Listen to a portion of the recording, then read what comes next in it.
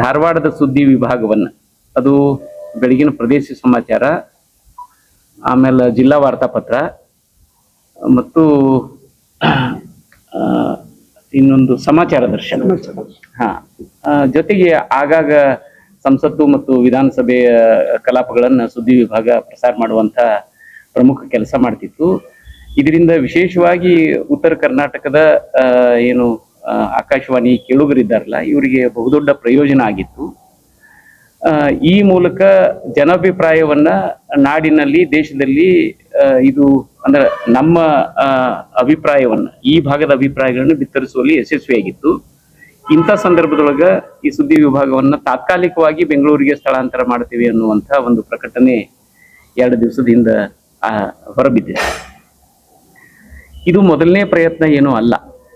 15-20 ವರ್ಷಗಳ ಹಿಂದನೂ ಕೂಡ ಇಂಥ ಪ್ರಯತ್ನ ಆಗಿತ್ತು. ಆವಾಗಲೂ ಕೂಡ ಸರ್ಕಾರ ಯಾವುದೇ ಇರಲಿ, ಎಲ್ಲಾ ಸರ್ಕಾರಗಳು ಒಂದೇ ರೀತಿ, ಬಹುತೇಕ ಒಂದೇ ರೀತಿ ಕೆಲಸ ಮಾಡ್ತಿರ್ತಾವು ಇಂಥ ವಿಷಯಕ್ಕೆ ಸಂಬಂಧಪಟ್ಟಂಗ. ಅದು ಈಗ ನಮ್ಮ ಒಟ್ಟಾರೆ ವ್ಯವಸ್ಥೆ ಕೇಂದ್ರೀಕರಣದ ಕಡೆಗೆ ಸಾಗಿದೆ. ವಿಜ್ಞಾನ ತಂತ್ರಜ್ಞಾನ ಬೆಳವಣಿಗೆ ಆದ ಸಂದರ್ಭದೊಳಗ ಮಾನವ ಶಕ್ತಿ ಇರ್ಬೋದು ಅಥವಾ ಇತರ ಸಂಪನ್ಮೂಲಗಳನ್ನ ಅತಿ ಕಡಿಮೆ ಬಳಕೆ ಮಾಡಿಕೊಂಡು ಈ ಕೆಲಸ ನಡೆಸಬಹುದು ಅನ್ನುವಂಥದ್ದು ಎಲ್ಲರಿಗೂ ಮನಸ್ಸಿನೊಳಗೆ ಬಂದದ್ರಿಂದ ಎಲ್ಲಾ ಸರ್ಕಾರಗಳು ಇದೇ ರೀತಿ ಕೆಲಸ ಮಾಡ್ತಾವು. ವಿಶೇಷವಾಗಿ ಅದರೊಳಗೆ ಕೆಲಸ ಮಾಡುವಂತಹ ಅಧಿಕಾರಿಗಳು ಇರ್ತಾರಲ್ಲ, ಅವರು ಏನು ವ್ಯವಸ್ಥೆ ಮೇಲೆ ಪ್ರಭಾವ ಬೀರ್ತಾರೆ. ನಾವು ಇಷ್ಟು ಕಡಿಮೆ ಮಾಡಿಕೊಂಡು, ಈ ವಿಭಾಗಗಳನ್ನು ಕಡಿಮೆ ಮಾಡಿಕೊಂಡು ಇದ್ರ ಜೊತೆಗೆ ಸಂಯೋಜನೆ ಮಾಡಿದ್ರೆ ಕಡಿಮೆ ಖರ್ಚಿನೊಳಗ ವ್ಯವಸ್ಥೆಯನ್ನು ನಿರ್ವಹಿಸಬಹುದು ಅನ್ನುವಂಥ ಸಲಹೆ ನೀಡ್ಕೊತಾನೆ ಇರ್ತಾರೆ. ಇದಕ್ಕೆ ಉದಾಹರಣೆ ಅಂತಂದ್ರೆ ಉತ್ತರ ಕರ್ನಾಟಕದ ನಮ್ಮದ ಏನು postal division, north Karnataka postal division ಧಾರವಾಡದೊಳಗೆ ಹೆಡ್ ಕ್ವಾರ್ಟರ್ ಐತದ. ಧಾರವಾಡದ RMS ವಿಭಾಗವನ್ನ ಈಗ 8 ತಿಂಗಳಿಂದ ಹುಬ್ಬಳ್ಳಿಗೆ ವರ್ಗ ಮಾಡಿದೆ. ಅವಾಗ ನಾವು ಧಾರವಾಡದ ವಕೀಲರ ಸಂಘ ಮತ್ತು ವಿದ್ಯಾವರ್ಧಕ ಸಂಘ ನಾವು ಪ್ರತಿಭಟನೆ ಮಾಡಿದ್ವಿ. ಅಲ್ಲಿಗೆ ಹೋಗಿ ಮನವಿ ಕೊಟ್ಟು ಪ್ರತಿಭಟನೆ ಮಾಡಿದ್ವಿ. ಇಲ್ಲ, ಧಾರವಾಡದೊಳಗ 4-5 ವಿಶ್ವವಿದ್ಯಾಲಯಗಳದಾವು, ಬಹಳ ದೊಡ್ಡ ಪ್ರಮುಖ ಕೇಂದ್ರ IIT ಅಂತ ಕೇಂದ್ರಗಳದಾವು, ಶಿಕ್ಷಣದ ಕೇಂದ್ರ ಐತಿ ವಿಶೇಷವಾಗಿದ್ದು. ಇಲ್ಲಿ ಪತ್ರ ವ್ಯವಹಾರದ ಸಂಖ್ಯೆ ಬಹಳ ಗಣನೀಯವಾಗಿ ದೊಡ್ಡ ಪ್ರಮಾಣದೊಳಗೆ ಇರೋದ್ರಿಂದ ಈ RMS ಸಾರ್ಟಿಂಗ್ ಇಲ್ಲೇ ಇರಲಿ ಅನ್ನುವಂಥದ್ದನ್ನು ಮನವಿ ಮಾಡಿದ್ವಿ. ಆವಾಗ ಈಗಿರುವಂತಹ ದಿನೇಶ್ ಕುಮಾರ್ ಅಂತ ಯಾರೋ ಒಬ್ರು ಛತ್ತೀಸ್ಗಢದವ್ರ ಅದರ ಮುಖ್ಯಸ್ಥರಿದ್ದಾರೆ, ಈಗೂ ಅವರು ಅದಾರ ಅಂತ ಅನ್ಕೋತೇನೆ ನಾನು. ಅವ್ರಿಗೆ ಹೋಗಿ ಹೇಳಿದಾಗ ಇದು ನಿಮಗೆ ಸಂಬಂಧ ಇಲ್ಲ ಅಂತ, ಇದು ನಿಮಗೆ ಸಂಬಂಧ ಇಲ್ಲದ ವಿಷಯ, ಇದು ಅಡ್ಮಿನಿಸ್ಟ್ರೇಟಿವ್, ನಿಮಗೆ ಪತ್ರ ಹೆಂಗ್ ಹೋಗ್ಬೇಕು ಹೆಂಗ್ ಬರ್ಬೇಕು ಅನ್ನೋದು ನಿಮ್ದಲ್ಲ, ನಮ್ಮ ಕೆಲಸ. ನಮ್ಗೆ ಇವು ಸಾಮಾನ್ಯವಾಗಿ ನಾವು ಈ ಆಡಳಿತದ ಇದ್ರೊಳಗೆ ನಮ್ಗೆ ಗೊತ್ತಿರೋದಿಲ್ಲ. ಸಂಬಂಧ ಇಲ್ಲ ಅಂದ್ರೆ ನನಗೆ ಒಮ್ಮಿಂದೊಮ್ಮೆ ನೆನಪಾದದ್ದು MV ಕಾಮತ್ ಅನ್ನುವಂಥ ಒಬ್ಬ ದಕ್ಷಿಣ ಕನ್ನಡದ ಹೋರಾಟಗಾರರು. ಅವರು ಸರ್ವೆಂಟ್ಸ್ ನಾಟ್ ಮಾಸ್ಟರ್ಸ್ ಅನ್ನುವಂಥ ಒಂದು ಪುಸ್ತಕ ಬರ್ತಾರ, ಒಡೆಯರಲ್ಲ ಸೇವಕರು ಅಂತ ಹೇಳಿ. ಈ ಯಾರಿವರು ಅಂತ, right from peon till prime minister, who are these? ಇವ್ರು ಎಲ್ಲರೂ ನನ್ನ ಸೇವಕರು ಅಂತಾರ ಅವ್ರು. MV ಕಾಮತ್ರ ಇವ್ರು ಏನದಾರಲ್ಲ, ಇವರೆಲ್ಲರೂ ನನ್ನ ಸೇವಕರು, ನನ್ನ ಸಲುವಾಗಿರೋರು. ನನ್ನ ಅಂದ್ರ ಪ್ರಜೆ, ಪ್ರಜೆನೇ ಪ್ರಭು. ಯಾರ ಪ್ರಭು ಈ ಆಡಳಿತ ವ್ಯವಸ್ಥೆ ಅಂದ್ರೆ ಪ್ರಜೆ ಪ್ರಭು.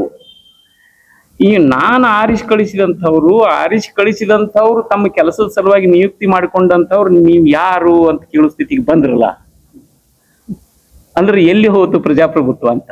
ಅವಾಗ ನಾನು ಅವ್ರಿಗೆ ಹೇಳಿದೆ, ನಾನು ಮತ್ತು ನಾವಲ್ಲದ ನಿಮ್ಮನ್ನ ಯಾರು ಕೇಳ್ಬೇಕು ಅಂತ. ಹಾಗ ಅವ್ರಿಗೆ ತಿಳಿಲೇ ಇಲ್ಲ, ಯಾಕಂದ್ರೆ ನಾವು ಹಿಂಗೆ ಯಾವಾಗೂ ಕೇಳಿಲ್ಲಲ್ಲ, ಅವ್ರಿಗೆ ಹಿಂಗೆ ಎಂದೂ ಕೇಳಿಲ್ಲಲ್ಲ. ನಾನ ನಿನ್ನ ಕೇಳವ ಅಂತೇಳಿ ಅನ್ನುವಂಥ ಧೈರ್ಯ ನಾವು ಮಾಡೇ ಇಲ್ಲ. ಅದ್ರ ಸಲುವಾಗಿ ಅವ್ರಿಗೆ ಅರ್ಥ ಆಗ್ಲಿಲ್ಲ. ಎಲ್ಲಿ ನಾವು ಡಿಸೈಡ್ ಮಾಡ್ತೀವಿ ಹೋಗ್ರಿ ಅಂತಂದ್ರು. ನಾವು ಕೆಲವು ಸಂದರ್ಭದೊಳಗೆ ಈ ಹೋರಾಟದ ತೀವ್ರತೆ ಇದ್ದಾಗ ಭಾಳ ಮಾತಾಡ್ತೀವಿ, ಮುಂದೆ ಅದನ್ನ ಕೈ ಬಿಟ್ಟು ಬಿಡ್ತೀವಿ.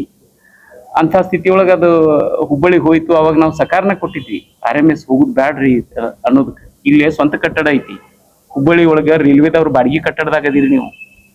ಬಾಡಿಗೆ ಕೊಟ್ಟು ಅದನ್ನ ನಿರ್ವಹಿಸೋದಕ್ಕಿಂತ ಈ ಸ್ವಂತ ಕಟ್ಟಡದಾಗ ಐತಿ. ಮತ್ತೆ ಈಗ ರೈಲ್ವೆದ ಮೇಲೆ ಪೋಸ್ಟ್ ಆಫೀಸ್ ನಿಂತಿಲ್ಲ, ಅದ ನಿಂತದ್ದು ರೋಡ್ ಟ್ರಾನ್ಸ್ಪೋರ್ಟ್ ಮೇಲೆ ನಿಂತತಿ. ಈಗ ರೈಲ್ವೆ ಪೂರ ತಕೊಂಡ್ಬಿಟ್ರಿ. ಈಗ ಅವ್ರು ಮೊದಲು ರೈಲ್ವೆದ ಮೇಲೆ ನಿಂತಿತ್ತು. ಇದನ್ನೆಲ್ಲ ಹೇಳಿದ್ರು ಅವ್ರು ಕೇಳಲಿಲ್ಲ, ಟ್ರಾನ್ಸ್ಫರ್ ಆಗೇ ಹೋಗ್ಬಿಡ್ತಾರೆ. ಇದನ್ನ ಸುಮ್ಮನೆ ಇನ್ಸಿಡೆಂಟಲಿ ಹೇಳಕತ್ತೀನಿ. ಅಂದ್ರೆ ನಮ್ಮ ಧಾರವಾಡದಿಂದ ಹೆಂಗ್ ಕಳಚಿಕೊಂಡು ಹೊಂಟಾವು ನಮ್ಮ ನಿರಾಸಕ್ತಿಗೆ ಇದು ಒಂದು ನಿದರ್ಶನ ಅಂತ ಅನ್ಸಾಕತೈತಿ. ಈ ಹಿಂದೂ ಕೂಡ ಒಂದು 20-25 ವರ್ಷದ ಹಿಂದೂ ಸುದ್ದಿ ವಿಭಾಗ ಟ್ರಾನ್ಸ್ಫರ್ ಆಗುವಂಥದ್ದು ಬಂದಿತ್ತು. ನಂತರ 2-3 ಸರಿ ಸುದ್ದಿ ವಿಭಾಗ ಟ್ರಾನ್ಸ್ಫರ್ ಆಗುವಂತ ಇಂಥ ನೋಟಿಫಿಕೇಶನ್ಸ್ ಬಂದಿದ್ವು. ಅವಾಗ ಎಲ್ಲರೂ ನಾವು ಪ್ರತಿಭಟಿಸಿದ್ವಿ, ನಮ್ಮ ಜನಪ್ರತಿನಿಧಿಗಳಿಗೆ ರಿಕ್ವೆಸ್ಟ್ ಮಾಡ್ಕೊಂಡಿವಿ, ಅವರು ಪ್ರಯತ್ನ ಮಾಡಿದ್ರು. ಆ ಕಾರಣಕ್ಕೆ ಸುದ್ದಿ ವಿಭಾಗ ನಮ್ಮೊಟ್ಟಿಗೆ ಇವತ್ತಿನ ತನಕ ಉಳಿದು ಬಂದೈತಿ. ಈಗೂ ಕೂಡ ನಾವು ಪ್ರತಿಭಟಿಸುವಂತ ಅನಿವಾರ್ಯತೆ ನಮಗೈತಿ. ಯಾಕಂದ್ರೆ ಈ ಸುದ್ದಿ ವಿಭಾಗ ಇದ್ರ ನಮ್ಮ ಅಸ್ಮಿತೆ ಅಥವಾ ನಮ್ಮ ಪ್ರಾದೇಶಿಕತೆ ಅನ್ನುವಂಥದ್ದು ಏನೈತಿ ಅದಕ್ಕೆ ಆದ್ಯತೆ ಸಿಗ್ತೈತಿ. ಮತ್ತೆ ಇದೇ ಉದ್ದೇಶಕ್ಕೆ ಇಂಥ ಸುದ್ದಿ ವಿಭಾಗ ಆಗ್ಯಾವ. ನಾನು ಕೇಳಿದ್ರೆ ಇದು ಇನ್ನೂ ಒಂದು ಗುಲ್ಬರ್ಗಾದೊಳಗೂ ಒಂದು ಆಗ್ಬೇಕು, ಇನ್ನೂ ಒಂದು ಮಂಗಳೂರಿನಾಗೂ ಆಗ್ಬೇಕು. ಬರೀ ನಮ್ಗೆ ಅಷ್ಟೇ ಇರ್ಬೇಕು ಅನ್ನುವಂಥದ್ದಿಲ್ಲ. ಇದು ಇನ್ನೂ ಹೆಚ್ಚೆಚ್ಚು ವಿಕೇಂದ್ರೀಕರಣ ಆದ್ರೆ ಹೆಚ್ಚೆಚ್ಚು ಜನರ ಅದೇನು ಆದ್ಯತೆಗಳದಾವು ಅವು ಬೆಳಕಿಗೆ ಬರ್ತಾವು, ಹಾಗೆ ಬರಬೇಕು. ಇದು ಕೇಂದ್ರೀಕೃತ ಆಗುವಂಥದ್ದು ಯಾವ ಹಂತದೊಳಗೂ ಸರಿ ಅಲ್ಲದ ಮಾತಿದು. ಆ ಕಾರಣದ ಸಲುವಾಗಿ ನಾವು ವಿದ್ಯಾವರ್ಧಕ ಸಂಘದ ವತಿಯಿಂದ ಇದೊಂದು ಏನು ಆಂದೋಲನವನ್ನು ಕೈಕೊಂಡು ಧಾರವಾಡದ ಪ್ರಾಜ್ಞರನ್ನೆಲ್ಲ ಒಳಗೊಂಡು ಒಂದು ವಿಸ್ತೃತವಾದಂಥ ಒಂದು ಪ್ರತಿಭಟನೆ ಅಂದ್ರೆ ಅವ್ರಿಗೆ ತಿಳಿಸುವಂತ ಒಂದು ಪ್ರಯತ್ನ. ಬೇರೆ ಸ್ವರೂಪದ ಪ್ರತಿಭಟನೆ ಅಲ್ಲದು. ಧಾರವಾಡದೊಳಗೆ ಹೇಗೆ ಪ್ರತಿಭಟನೆ ಮಾಡಬೇಕು ಅನ್ನುವಂಥದ್ದು ಏನ್ ಧಾರವಾಡದೊಳಗೆ ಇದ್ದಾರೆ ಎಲ್ಲ ಹಿರಿಯರನ್ನ ಕರ್ಕೊಂಡು ಸಂಬಂಧಪಟ್ಟವರ ಗಮನಕ್ಕೆ ತಂದು, ಅಶ್ವಿನಿ ವೈಷ್ಣವ ಇದರದ ಮುಖ್ಯಸ್ಥರಿದ್ದಾರೆ,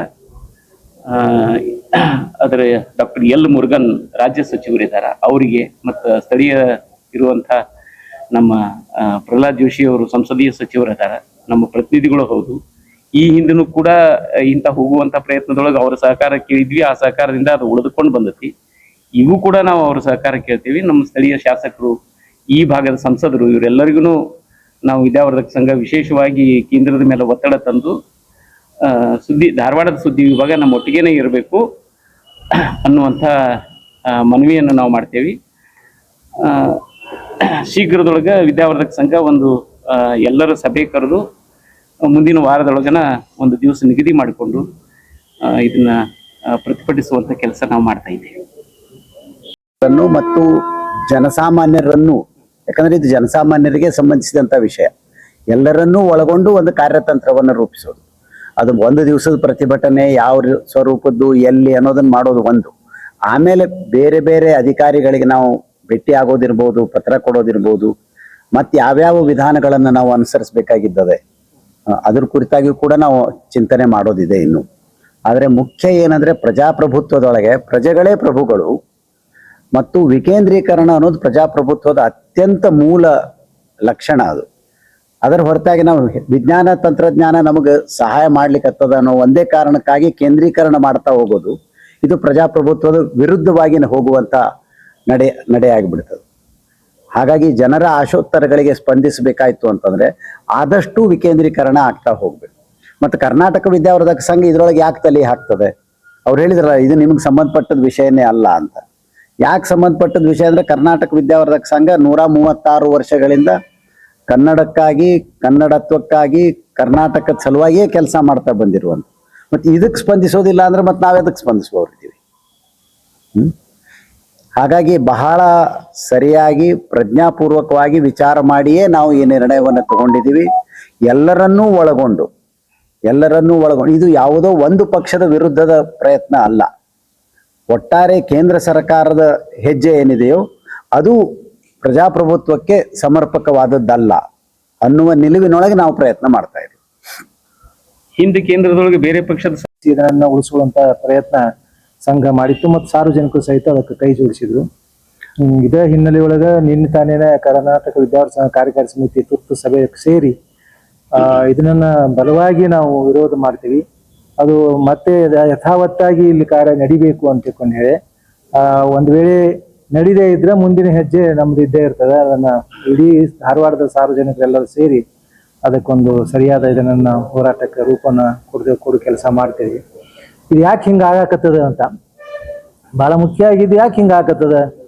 ಇದು ಆಗಾಕತ್ತಿದ್ದು ಏನು ಅಂದ್ರೆ ಬ್ಯೂರಾಕ್ರಸಿ. ಇದ್ರೊಳಗೆ ಬೆಂಗಳೂರೊಳಗೆ ಸಹಾಯಕ ಸಂಪಾದಕರ ಸುದ್ದಿ ಸಂಪಾದಕರು 4 ಹುದ್ದೆ ಅದಾವಲ್ಲಿ. ಇಲ್ಲಿ ಪೂರ್ಣ ಪ್ರಮಾಣದ ಯಾರು ಇಲ್ಲಿ ಇಲ್ಲ. ಆ ಕಾರಣಕ್ಕಾಗಿ ಅಲ್ಲಿ ಸಹಾಯಕ ಸುದ್ದಿ ಸಂಪಾದಕರದಾರ, ಇದೆಲ್ಲ ಅಲ್ಲಿ ಹೋಗ್ಬೇಕು ಅನ್ನುವಂಥ ಆ ಒಂದು ಏನು ಅಧಿಕಾರಿಗಳ ನಿಲುವುದಲ್ಲ, ಈ ಅಧಿಕಾರಿಗಳ ನಿಲುವುದೊಳಗೆ ಅಲ್ಲಿಯ 4 ಜನ ಇದ್ದವ್ರನ್ನ ಇಲ್ಲಿ ಅದಕ್ಕೆ ಹಾಕ್ಬೋದಲ್ಲ. ಇಲ್ಲಿ ಒಬ್ಬ ಅಧಿಕಾರಿನಲ್ಲಿ ಇಲ್ಲಿ ಬರಾಕ ಅವರು ಬೆಂಗಳೂರಿಂದ ಇಲ್ಲಿ ಬರಾಕ ಅವರು ಹಿಂದೇಟು ಇದನ್ನ ಅಲ್ಲಿಗೆ ತರಿಸ್ಕೊಳ್ಳುವಂತ ಕೆಲಸ ಮಾಡ್ತಾ ಇದ್ದಾರೆ. ಒಂದ್ ವೇಳೆ ಇಲ್ಲಿ ಹೋದ್ರೆ ಇಲ್ಲಿ ಸುದ್ದಿಗಳು ಅಲ್ಲಿ ಹೆಂಗ್ ಪ್ರಸಾರ ಆಗ್ತಾವಂತ. ನಮಗೆಲ್ಲ ಇದು ಕಲ್ಯಾಣ ಕರ್ನಾಟಕ ಮತ್ತು ಏನು ಚೆನ್ನಮ್ಮನ ಕರ್ನಾಟಕ ಇದ್ರೊಳಗೆ ಇಡೀ ಎಲ್ಲ ಸುದ್ದಿಗಳು ಅದ್ರ ಮೇಲೆ ಅವಲಂಬನೆ ಆಗಿರುವಂತಹದ್ದು. ಒಂದು ಹೈದರಾಬಾದಾಗ ಇದು ಏನು ಕಲಬುರ್ಗಿ ಆಗಲಿ ಬೀದರ್ ಆಗಲಿ ಒಂದ್ ಸುದ್ದಿ ನಾವು ಅದನ್ನ ಕೇಳ್ಬೇಕಂದ್ರೆ ಮುಂಜಾನೆ ವಾರ್ತಾ ಇದ್ರೊಳಗೆ ನಾವು ಕೇಳುವಂತಹದ್ದು. ಅಂತ ಒಂದು ಇದಕ್ಕೆ ಅಡಿಕ್ಟ್ ಆದಂತ ಈ ಉತ್ತರ ಕರ್ನಾಟಕದ ಈ ಯೂನಿಟ್ ಅನ್ನ ಯಾವುದೇ ಕಾರಣಕ್ಕೂ ಹೋಗದ ಹಾಗೆ ಇಲ್ಲಿ ನಾವು ಅದು ನಮ್ಮ ವ್ಯವಸ್ಥೆಯನ್ನು ಮಾಡಬೇಕು ಅನ್ನಂತ ಆಗ್ರಹಿಸ್ತಾ ಇದ್ದೀವಿ. ಸಾರ್ವಜನಿಕರಲ್ಲಿ ನಾವು ಕೇಳ್ಕೊತಾ ಇದೀವಿ. ಇಲ್ಲಿ ಅವರು ಕ್ರೋಢೀಕರಿಸ್ತಾರೆ, ಅದಕ್ಕೂ ತೊಂದರೆ ಇಲ್ಲ.